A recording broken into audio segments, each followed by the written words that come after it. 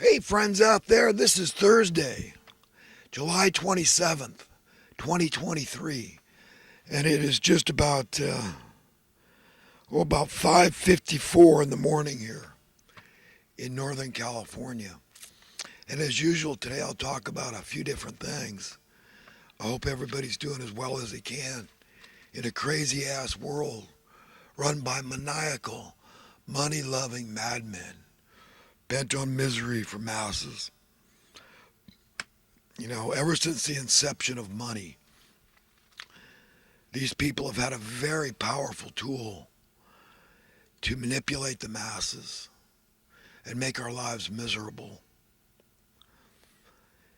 You know, I ask people to write a list of the things that bug you. And if it's anything like my list, it'll be exhaustive and a long laundry list of stuff that'll bug you. And then what you need to do is categorize those things as to whether they are organic or inorganic, artificial. Now, the organic ones are things that are necessary. They're things that we can't really change without some higher power, greater power, God's help, something like that. Supernatural. Help from on high. That's the organic category.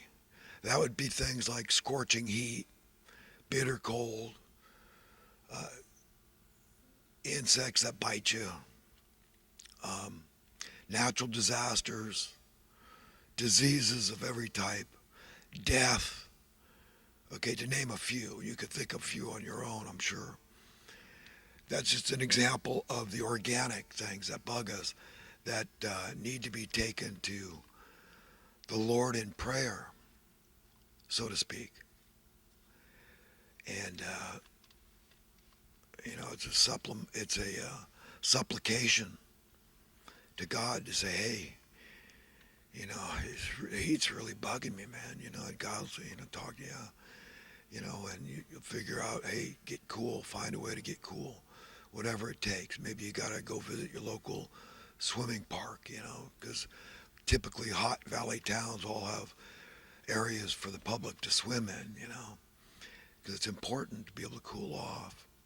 Everybody loves that, being in the grassy park, right, by a pool to swim in, clean water. So there's things you can do that God provided. Why did God provide those things? Because God gave us a brain, the wherewithal. He taught us things like, hey, eating celery, for example, can help to help you cope with the heat, your body, because your body is like a machine. So there's steps you could take to mitigate how badly organic things bug you. Not always, because sometimes they come out of nowhere, right? Like a natural disaster can come out of nowhere. But there's things you could do. You could bundle up. You can get hand warmers when it's cold, and take steps to mitigate how much the bitter cold is bugging you. Because God gave you the wherewithal.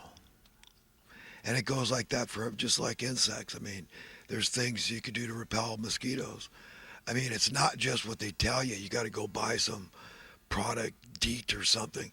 I mean, tons of things. I mean, my dad used to have our family put on what this oil of citronella was very popular back in the 60s. And, you stop hearing about it because it's too cheap. I don't know. Wherever there's money involved, there's corruption involved.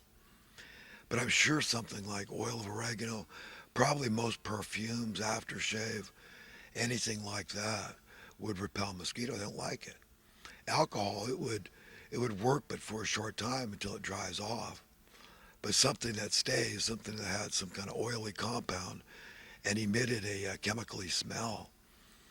Uh, so there's tons of things that would repel mosquitoes, it seems to me.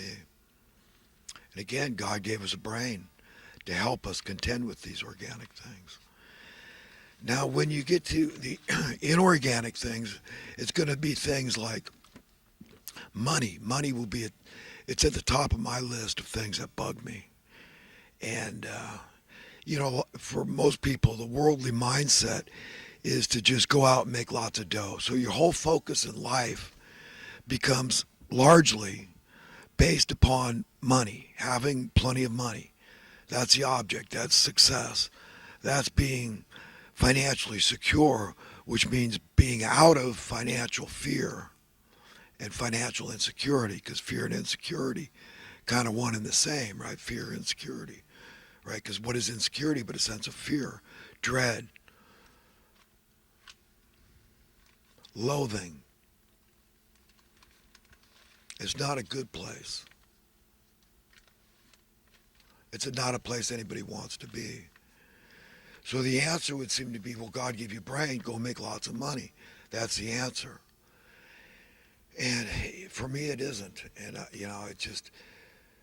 it's so much bigger than that.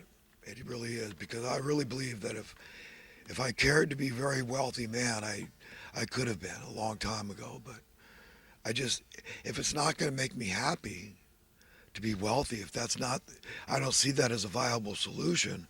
Rather, what I see as a viable solution is turning to God for the solution, using my God-given brain, the wherewithal God gave me. What is the solution? Okay, it's all got to go. Each and every form of money, that's all that comes to my mind. That's it. It's the only way we can have a level playing field. We've got to see through God's lens. We're God's equally beloved children. It's God's planet. Therefore, by default position, all the resources of the planet, that includes all the accumulated resources of technology, all the infrastructure, everything belongs to God, including human beings, us, you and I. We belong to God. We don't, unless you created yourself. Can anybody say they created themselves? That's absurd. Nobody did. What do I know about creating a brain? All the science today, all the state-of-the-art technology, they can't do it. They can't recreate anything like that without DNA. And give me some DNA, what the hell am I going to do with it? You think I'm going to build a brain out of it? I mean, so it's so important to acknowledge the fact that we are created beings. Therefore, we don't own ourselves. Do you remember creating yourself? Do you remember willing yourself, saying, yes, I want to do this. I want to be born on planet Earth, and I want to be born in this country, and I want to be born this race, and I want to be born into this financial status. And can anybody say that? You see? So the most important thing we can do in our lives is establish that there is a God. Obviously, it's absurd, it's ridiculous, preposterous to believe otherwise.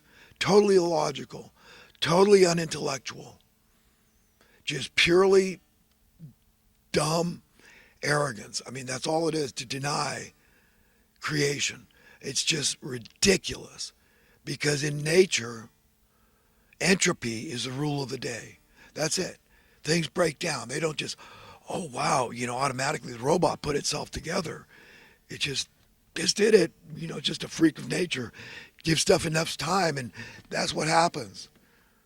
But I mean, there's so much fine detail, microscopic.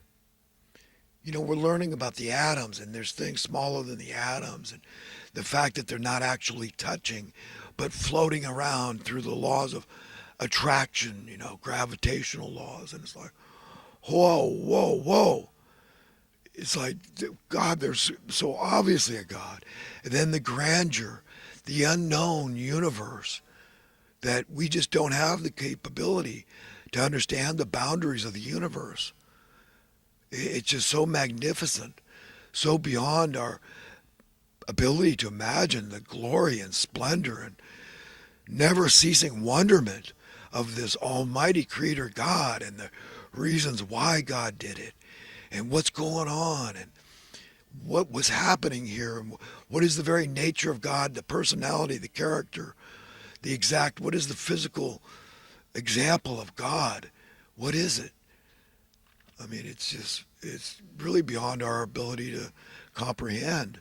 All we can do is use our God-given imagination to imagine enough about God to know that God is a good, loving God, that God is an artist for sure, an engineer, an architect, a scientist, a mathematician. Everything that we can learn, God already knew. He learned first. That's how he's able to impart it to us to learn. So there's a God. And having great reverence for this God, it makes sense. Just like your parents. You're supposed to respect your parents. Kids should make sure that their kids do. And if the kids don't respect the parents, they've got to take steps to make sure they get brought up. And if the kid is completely, I mean, not like demon possessed, they might have a psychological term these days, but back in the day, they would just say that about them. Say they're on their own. I mean, you know, you hear stories, 14-year-old twin girls kill their mother. I mean, it was just bizarre. But, you know, I watch these crime shows, and, you know, the detectives, who done it shows, and it's like, holy crap, you got to be kidding me. Maybe they were even younger. Maybe they were 13. It was shocking, just unbelievable. But, you know, but it's possible your kid's like that. But otherwise, you have a duty as a parent to make sure your kids respect you. So does God do any less respect the one that gave us life, existence as human beings in God's image and likeness, with virtually unlimited potential to learn stuff? One day at a time, one step at a time, we will be growing and learning for all eternity. From what I understand, even the wicked people live forever. But what happens at some point in history is a separation between the wicked and the righteous. And it's up to us to decide which side we're going to be on. But the state of our heart and our mind, okay, that it's going to be decided. Our values, are they the same? Are we on the same page as God in terms of values and beliefs and the nature, the character, the personality of God? That God represents like the very best set of parents you could ever imagine. So take all the best parents in the whole world, human parents, put them all together, all their good qualities, all that they offer their children and raising them properly and giving them what, you know, letting the desires of their children's hearts be fulfilled. Of course, every parent wants that. They want to spoil their children rotten, and they want their kids to know whatever you want, it's yours. I'm rich, so by extension, automatic, of course, you're rich. So the kids are like walking on, wow, mom and dad, they'll get us anything, and they're not going to hold any, you know, uh, loan against us, and, you know, wow, you owe me or anything. It's just because they're loving and generous. No ulterior motive, just pure of heart. They set me financially free from